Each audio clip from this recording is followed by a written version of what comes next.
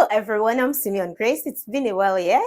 We're going to be making two different videos. It's the native, the men native buba and chokoto. That's the top and the trouser for men. So we're going to be splitting it into two. First, we're going to be making the top, and then we'll move into the trouser. It's not going to be the usual native trouser, you know, with the with elastic and or with rope. No, and I'm going to be using this beautiful Ankara fabric, this print, to make my buba and shukutu.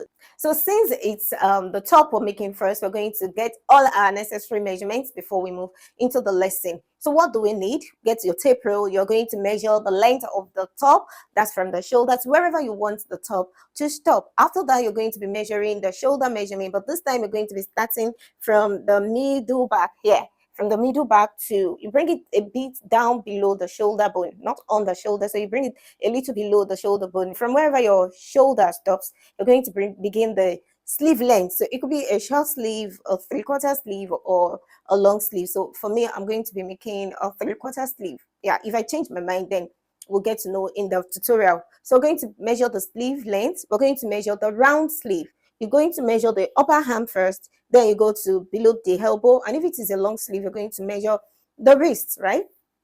After that, you're going to measure the chest. Now, this time around, you make sure that the chest measurement you're taking is not fitted because it does not require a zipper. So you have to make it a bit free so it will be easy to put on and also to pull off.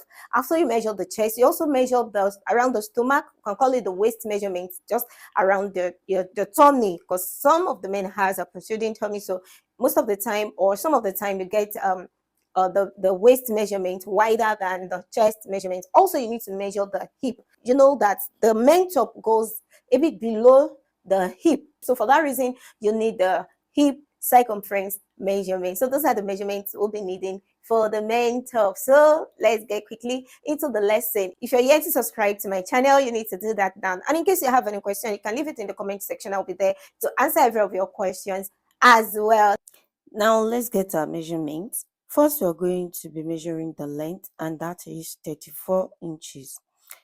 And then the shoulder measurement is 20. The chest circumference measurement is 44 inches. Now, to get our calculation, the front, we are going to maintain 34 inches as the length. And then the back will add 4 inches to the length, and that will give us 38 inches. Now, the shoulder measurement divided by 2, that will give us 10. If you measure from the middle back, just maintain your measurement.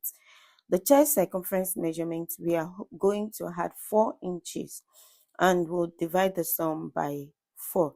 Give us 48, and divided by 4 will give us 12 inches.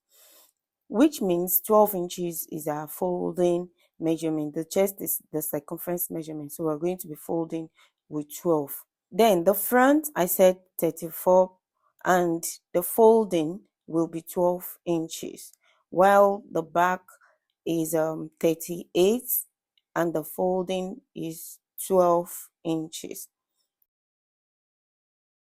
For the sleeve, I already made a video on that. We only go with this measurement. Now, folding our measurement, which is 12, I'll add 1 inch to make it 13 inches. I folded 13 inches. The front length, 34 inches. Here's my 34. 34 by 13. I added extra 1 inch to the folding. Here's my 13. So I'm just going to cut that now. Length is 34. And the folding is 12 from our calculation. I added 1, making 13 inches. I'll go ahead and fold the back pattern, also 13 inches. And this time around, the length, remember, we're going to add 4 inches. So that will be 38, or better still, just measure 4 from where the front stops, so that you have your 38 inches by 13 inches. After that has been done, you're going to bring the front pattern, bring it to be equal with that of the back, and we're going to measure 2 inches, which is going to be our shoulder slant, just 2 inches. So from the edge, I'm going to slant along to meet the 2 inches in our cut. After this has been done, you make the base equal so that you have the 4 inches extra at the top, and then you fold 2 inches from the back measurement. Now here is our center part, so that all our measurement starts from there. Our neckline, I'm going to be making a V shape, and I'll measure the length of 9 inches. And for the width, I'm going with 3 inches. So here I'm going to measure 0.5, 0.5 inches, and I'll draw my V shape just like this. It's going to be a slant shape from the 3 inches. Again, on the front, from where you measure the 3 inches, only on the front pattern, we're going to take 1.5 inches. Why? Because we're going to return like a strip of fabric folded to maintain, to cover up with the 1.5. We're going to add that to the top, the V neckline that we are making. So by the time we had that 1.5, it will go back to the actual neckline measurement. So I cut along just like this. So for the back now, from my notched part, I'm just quickly going to measure 0.5, just 0.5, and go back to align with my neckline. That's for the back neckline, just the 3 inches. Then from the notched part, it's going to be 0.5. Now looking at this, you realize that the front is shorter than the back neckline. Yes, that's because of the one we're going to add. The shoulder measurement, I said, is 10, and we're going to measure 10 inches downward to get the armhole line. That's because men has a broad chest, so 10 inches. And our original measurement is 12 inches, so I'll maintain my 12 inches all the way, just like this. 12 inches. Now at the base, we're going to be folding with 2 inches, right? And I'll measure 7 inches for my slits. So when you unfold, you get 9 inches for the slits. That's the side opening. And from my 9 inches, I'll measure 1 inch. For the sake of the cutting, I'll measure 1 inch.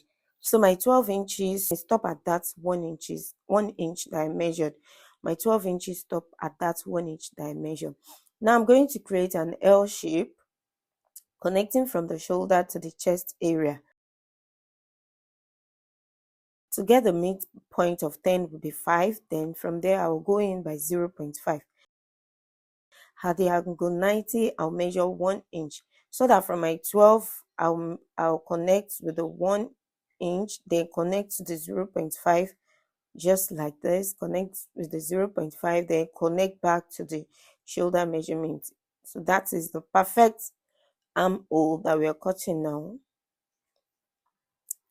After that, we're going to cut the bodies of our bupa, which is 12 inches. I said the 12 inches will stop at the extra 1 inch that we'll measure, then cut it out just like this. So now the 1 inch will help with the slits. You can see just like this.